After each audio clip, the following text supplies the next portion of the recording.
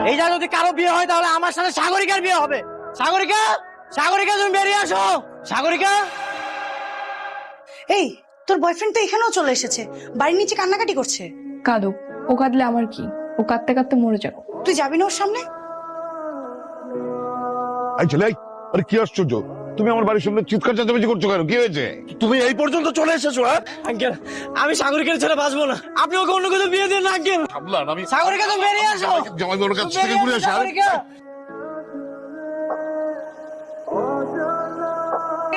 একটু বাইরে যেয়ে দেখেন তো কি হচ্ছে। ঠিক আছে বাবা, বাইরে হইচই কিসের এত?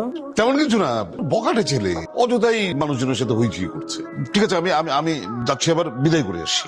বাবা, সাগরিকের নাম ধরে যেভাবে হইচই করছে আমার মনে হয় না এত সহজে বিদেতে পারবে। আপনি একটা কাজ, অযথাই মানুষজনের সাথে হইচই করছে।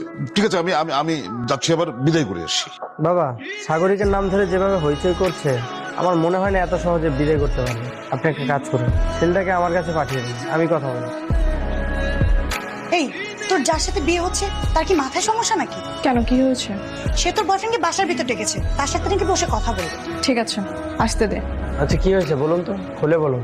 ভাই আমি সাগরিকাকে অনেক ভালোবাসি, ওর জন্য আমি সবকিছু করতে পারি, সবকিছু। ভাই আমি কিন্তু সহজে কারো অনুরোধ করি না। ভাই আমি আপনার অনুরোধ করতেছি, আমার সাগরিকার আমার কাছে ফিরিয়ে দেন ভাই।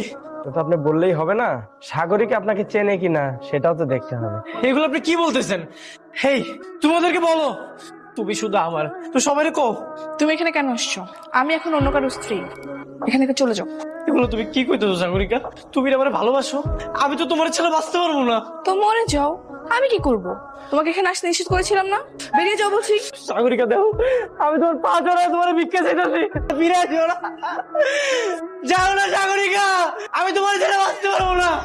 ভাই, আমার স্ত্রী তো আপনাকে অপমান করে চলে গেল, কিন্তু আপনার পাগলামি দেখে আমার মনে হচ্ছে আপনি সাগরিকাকে আসলেই ভালোবাসেন। ও ভাই আমি ওর অনেক ভালোবাসি, ও আমার অনেক ভালোবাসে, আমরা দুইজন রে অনেক ভালোবাসতাম।